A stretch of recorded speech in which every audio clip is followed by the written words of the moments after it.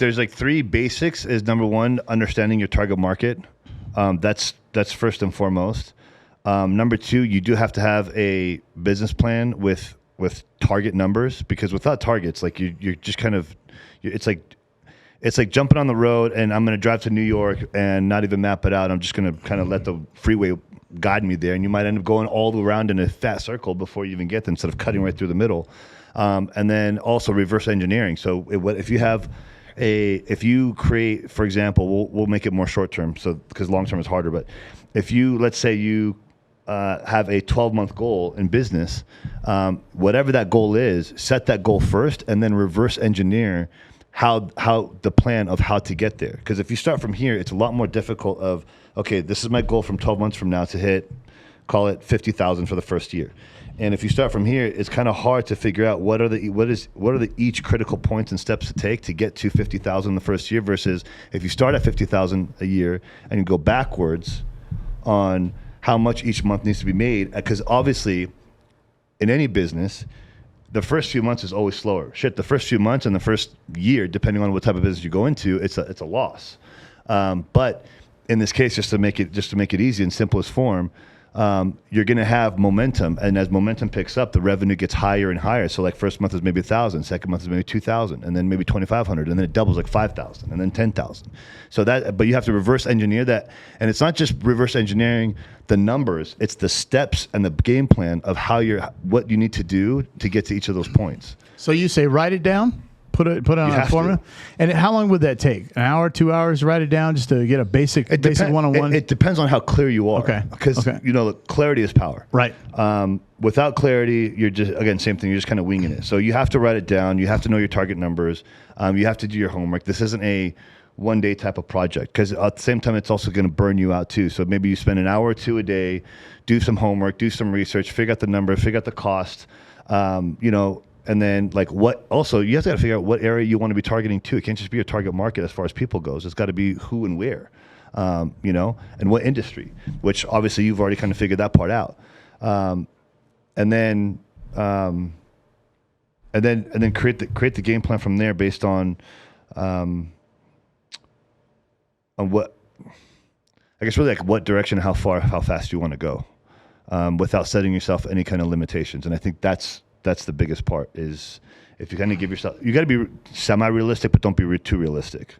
But if you set yourself with limitations, you're not even going to reach those goals either. Because you and I know, like what you and I are doing right now, we set massive numbers, and if we miss, we still fall way above what we're currently doing regardless. Absolutely.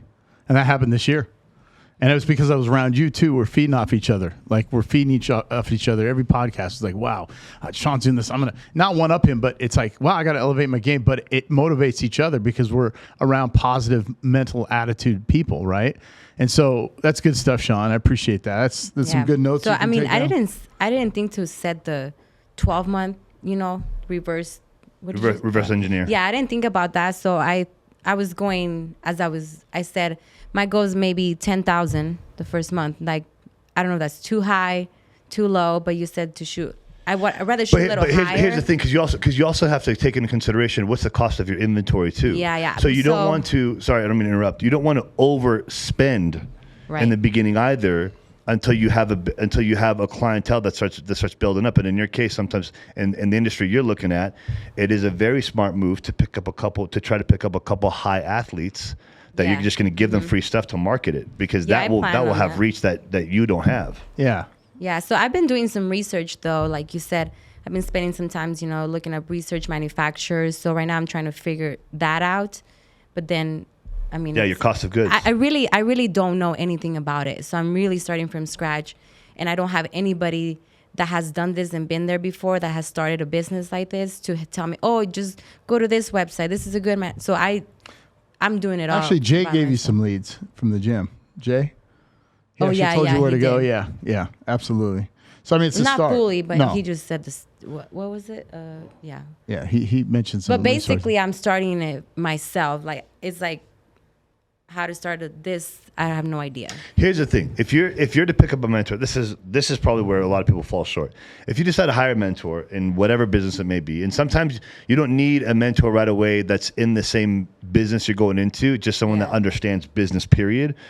But don't go into a meeting or picking up a mentor kind of blind and having no information. Like, you want to go in with like a stack of notes, like 4, 5, 6, 7, 8 pages, where you've done like 3, 4 weeks of homework, and you're like, okay, this is all the information I've gathered. This is what I know. This is the cost of my goods.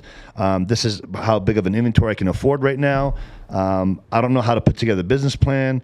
Where do we go from here? So like, you want to always make sure you're going in with all the ammunition you have, so that your coach or your mentor can actually give you the right weapons to fire with. Yeah, and I'm really happy I have Davrik, because he's guided me. Yeah, 100%. With some, like website. I'm like, how do I start a website? Who does my website? Should I pay somebody to do my website, or can I do it myself for now?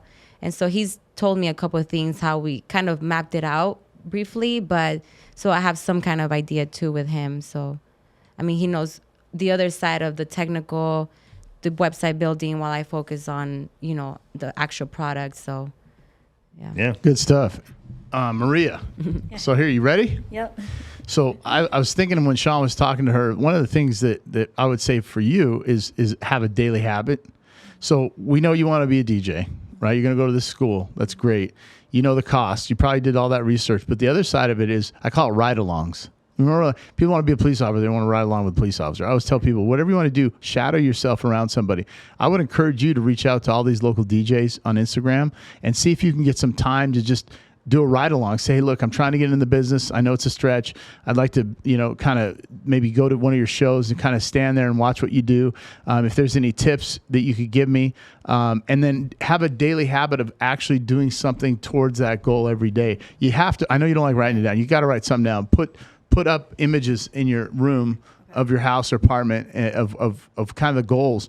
But all these, there's so many different level of DJs around here. Go ahead. I want to intervene on that, because so in this case, in your case, when you're going to try to seek out like a DJ that's doing pretty well and you want to shadow them, you have to bring some kind of value to the table too. Because if it's just you shadowing them and you're going to pick up, $1 million worth of value in one sitting or multiple, what are you doing for that person? And usually, like in a case like this, you could be like, hey, like as he said, I'd like to shadow you, see what it's about, see how you engage with your audience, what kind of music, how you transition.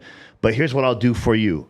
You probably have a media person, but let me record you. Let me help you out with your social media. Let me grab some candid shots while you're in the middle of getting your audience involved. That brings so much value to the DJ, where they won't even have to ask, like, well, what are you going to do for me? You're already coming in and saying, hey, I want to shadow you. I was going to say that. There you go. No, there you go. I want to shadow you.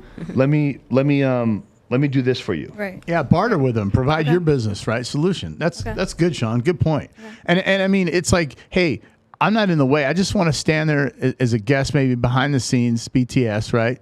And see what you're doing. But he's right. You're a masseuse, so maybe you can trade and barter in between. Yeah. Right. Well, in between, switching sets. Right. In between sets is what they call it. Yeah. But write it down. See how much the equipment costs. But I'm telling you, it's a lot of people don't do this, Sean. They hate to write it down. Right. Because it's painful. Because you're exposing yourself. Right. And now you have to hold yourself accountable. It causes overthinking.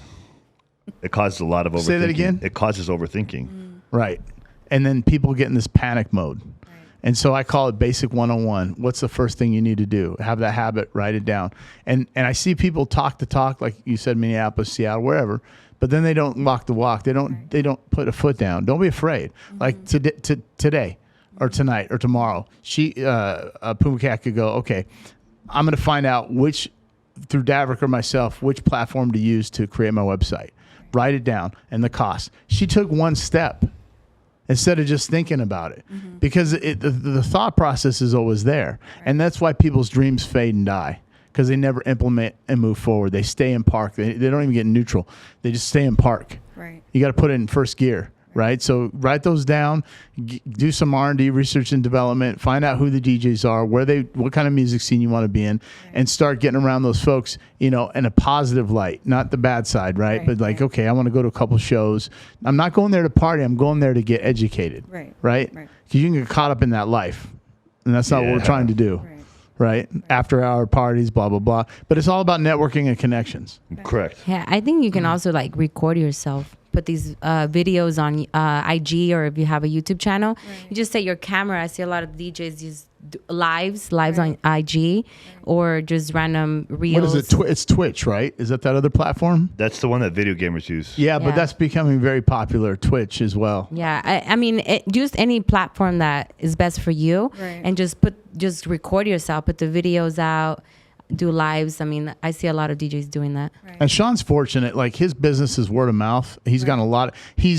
And he'll say this, and I don't say his name. He's not really a social media guy. He'll put his stories up and positive affirmations and messages, but he's not out marketing on social media. She's laughing. I know what I miss. He's not a social media guy. She started laughing. Really? He spends like 1 hour in one post.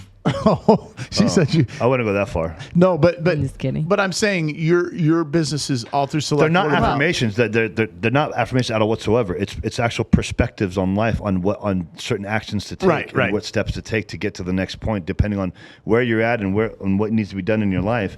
Some things are perspective from the next action step. Some things are perspective from, like, if you're coming from addiction and a fucked up dark life. Some things are perspective from, like, hey, these are some things that I just went through today. Here's what I did to get to the next step and to step my game up. So they're all action steps and perspective of what I've done, what I do, or what I'm going to be doing to progress and move up to the next level. Right, but your business comes from word of mouth, most of it. It was, and then now it does. Now it is? It does come from social media. Also. Okay. A lot of it does. Because before it wasn't. It wasn't, but a lot of the things that I post does gather people's attention. Oh, okay, It's like, okay. I like what you're talking about. I need that kind of mindset. How can you teach me, and how can you help me out to grow my business or my relationship? Or I'm stuck in this rut. I don't know how to get out of this. These are my daily habits. So it could be a variety of different things that people see when they see the message that I post, and they're like, you know what, I fuck with that. Tell me more. Hey guys, thanks for watching the channel. If you like what you saw today, find value in what you saw, please share with your friends and family. And make sure you smash the like button, subscribe to this channel, and in the comment sections below, let us know which topics you would like us to cover in the future.